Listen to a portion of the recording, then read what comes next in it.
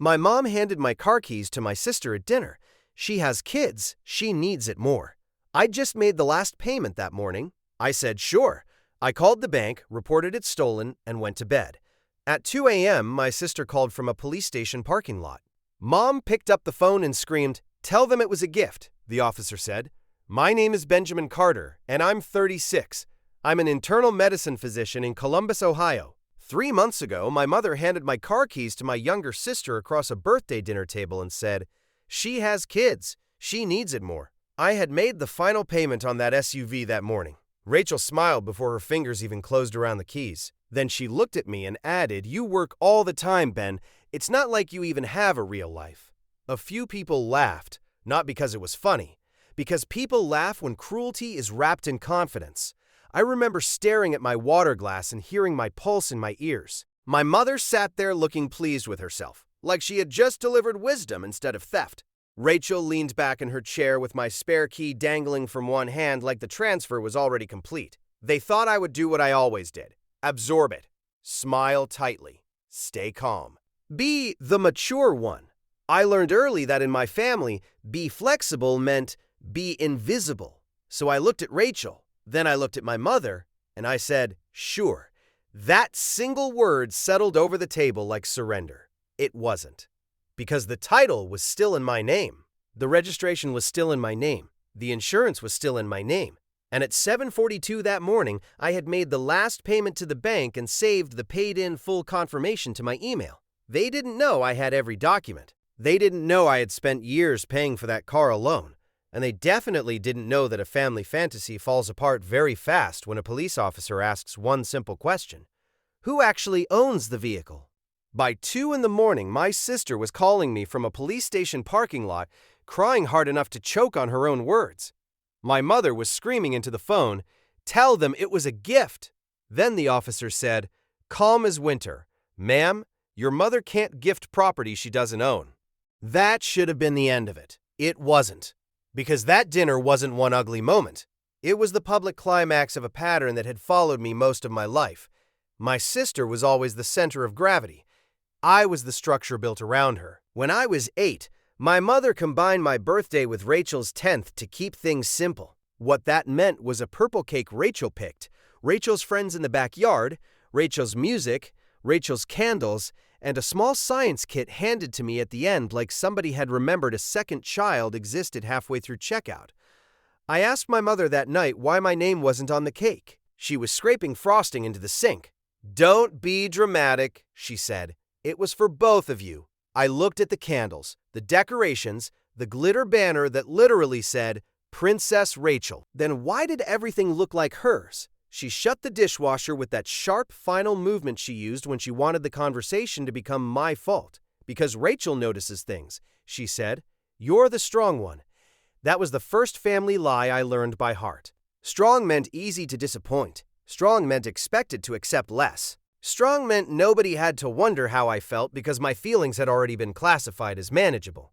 At 13, Rachel decided she wanted my bedroom because it was bigger and got more light. She stood in the doorway of my room crying while my mother folded her arms and acted like the issue was already settled. "She's starting high school," Mom said. "She needs space."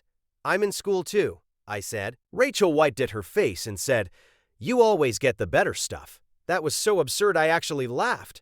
My mother didn't. "Why does everything have to be a battle with you?" she snapped. By Saturday, I was moved into the smaller room facing the alley. Mom called it temporary. It stayed mine until I left for college. Rachel got my space. I got a lesson in generosity. That was the system she wanted. Mom decided. I adjusted. When I was 16, I won a statewide scholarship. It covered a huge chunk of college and came with a recognition dinner. For a few hours, it felt like something clean, something earned, something nobody could reassign. At dinner that night, my mother read the letter twice and said, "This helps all of us." "It helps me go to school," I said. "It helps this family," she corrected. "Maybe now we can save more for Rachel." Rachel looked up immediately. "For cosmetology school?" Mom smiled. "Maybe." I remember just sitting there looking at them both, realizing my achievement had lasted less than a day before it got absorbed into her future. Later that week, I overheard Rachel on the phone saying, Mom says Ben finally being useful is going to help me too. Useful. That word stayed with me for years. Not smart, not disciplined, not deserving. Useful. By medical school, I understood the role clearly. Rachel was the one life happened to. I was the one expected to solve whatever happened next. During residency, after a brutal overnight shift, my mother called asking if I could babysit Rachel's boys all weekend because Rachel needed a break. I'm on call, I said. Switch with someone. That's not how this works. Families help each other. I was standing in a hospital stairwell, exhausted enough to lose my filter. That sentence only ever goes in one direction. Silence. Then the sharp inhale. Then the familiar guilt. A day later, she texted, "You hurt Rachel's feelings. Not are you sleeping? Not how are you doing? Just the old family law. Rachel feels, therefore Benjamin is guilty." After residency, I got my attending position, bought a townhouse, and started building a life that was finally mine. Not flashy, not extravagant, just steady, orderly, mine. Then Rachel's husband started disappearing in cycles. Her finances got worse. Her minivan died. The boys needed rides, then school clothes, then groceries. I helped more than I should have because the children were innocent and because some stupid, hopeful part of me still thought generosity freely given might eventually be recognized as generosity. It never was. Mom turned every act of kindness into precedent. I paid for repairs on Rachel's van once. Then twice. I covered 1 month of rent after Troy vanished. I bought new shoes for one of the boys after he quietly told me his toes hurt. I did those things because I loved my nephews. My mother interpreted them as evidence that everything I had was family inventory. Then I bought the SUV. Used, reliable, safe, clean. Good in bad weather. Perfect for my commute and long clinic days. I put down a large deposit and made every payment myself. I handled the insurance, taxes, maintenance, all of it. The first time Mom saw it, she ran her hand along the hood and said, "Rachel would love something like this." I said, "Then Rachel should get one." She smiled in that way she had when she decided my answer was temporary. Over the next few years, the hints became pressure. Rachel needed something safer. Rachel needed more space. Rachel's boys deserved reliability. Rachel couldn't keep struggling like this. Underneath every sentence was the same assumption. Eventually, Ben will hand something over. Last winter, Mom called and said Rachel's transmission was gone. "I'm sorry to hear that," I said. "She needs a car. She needs financing. Her credit is terrible. Then she needs to fix her credit. Do you hear yourself?" I did. For once, I sounded like an adult instead of a family resource. "Yes," I said. "Do you?"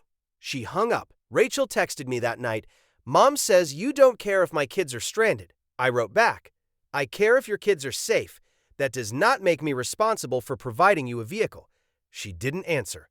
2 weeks later, my mother sent me a picture from a dealership lot. Rachel was standing beside a crossover she clearly couldn't afford, smiling like she expected me to appear with a signature. "Thoughts?" Mom texted. I answered. None that involved my money or my name. That should have ended it. Instead, my mother planned an audience. Her 62nd birthday dinner was at a steakhouse downtown in a private room. 26 people. Family, church friends, cousins, my nephews, Aunt Denise. Whenever my mother said, "No drama tonight," it meant she had arranged some. That morning, before I got dressed, I logged into my bank account and made the final payment on the SUV. I stared at the confirmation longer than necessary. Paid in full. 5 words. 5 years. I printed the receipt and put it in the folder in my office with the purchase agreement, registration, and insurance records. That detail would matter later. At the restaurant, the little cuts started early. Rachel complained about gas prices while glancing at me. One of Mom's friends asked if I was still not married. Rachel answered for me. Ben's relationship is the hospital. People laughed politely. Then Mom raised her wine glass and started talking about sacrifice. About mothers knowing where need was greatest.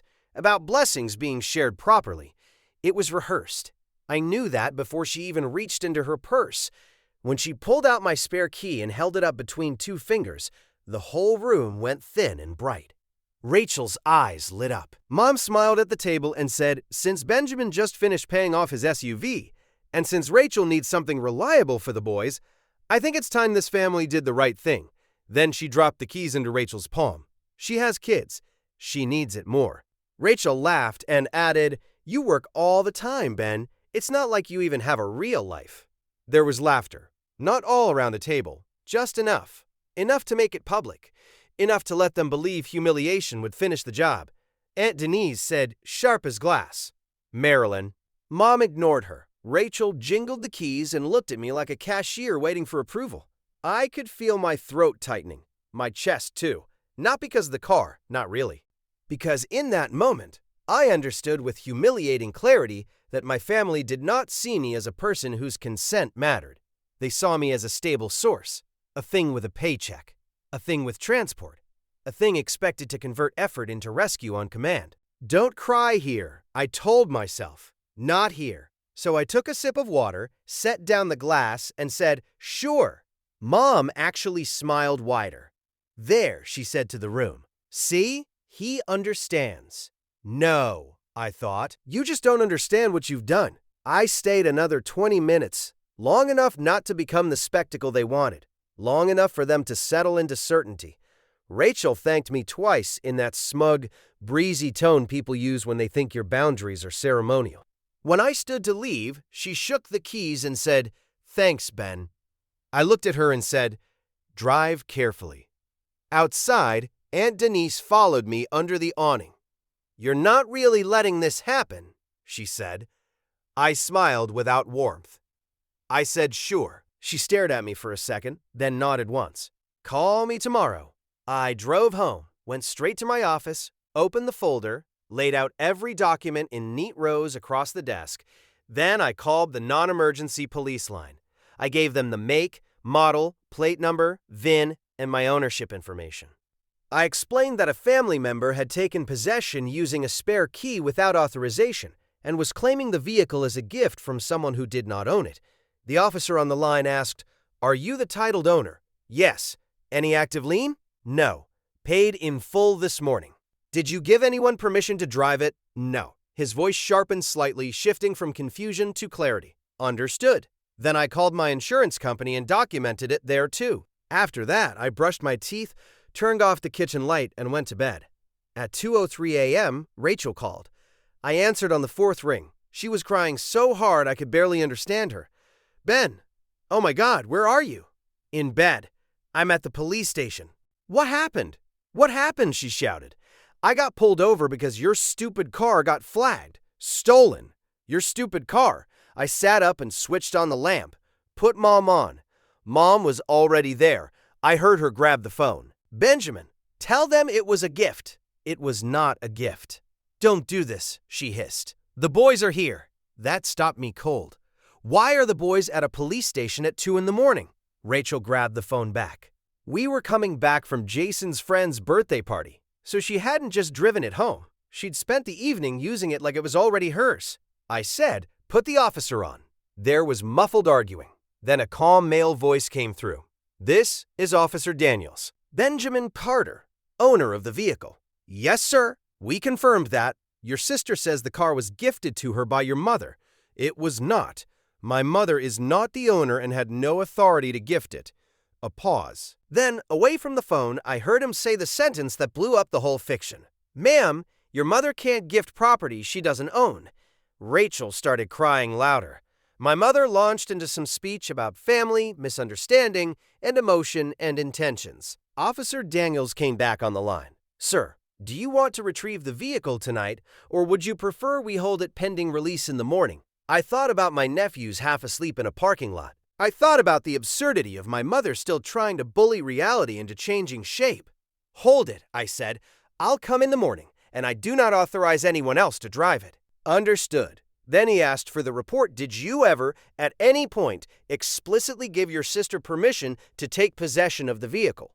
I thought about the word I'd used at dinner. "Sure," I answered carefully. I said, "Sure," after my mother handed her the spare key in a crowded room. I did not transfer title, sign anything, or make any gift.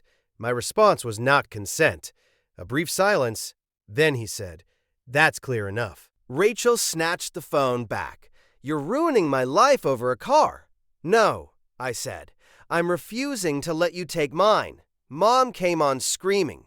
What kind of man does this to his sister? The answer arrived so cleanly it almost felt peaceful. The kind who got tired of being stolen from. Then I hung up and went back to sleep. The next morning, my phone looked like a disaster. Missed calls, voicemails, texts from relatives who had somehow gotten drafted overnight into a theft-themed morality play. How could you? The boys were terrified. It was a misunderstanding. Family shouldn't involve police. That last one almost made me laugh. Aunt Denise had sent only one text. Proud of you. Call me after you get the car. At 8:30, I went to the station with my folder. Officer Daniels was older than I expected, tired-eyed and matter-of-fact. He glanced through the documents and nodded. Everything checks out. Vehicle's yours. He handed me my keys, my actual keys. Cold metal, ridiculously satisfying. Then he said, "For what it's worth, you handled it correctly. We see this more than you'd think. People confuse access with ownership." That line stayed with me. People confuse access with ownership. That was my entire family system in one sentence. I signed the release and asked, "Do I need to go inside?" He almost smiled. "If you want my professional opinion, no." So I didn't. I drove straight to a locksmith and had the locks rekeyed. Then I changed my front door code, my garage keypad, and my hospital emergency contact information. My mother had been on that list for years. I removed her before lunch. Paperwork calms me down. It creates lines where manipulative people prefer fog. That afternoon, Rachel texted, "You embarrassed me in front of my kids."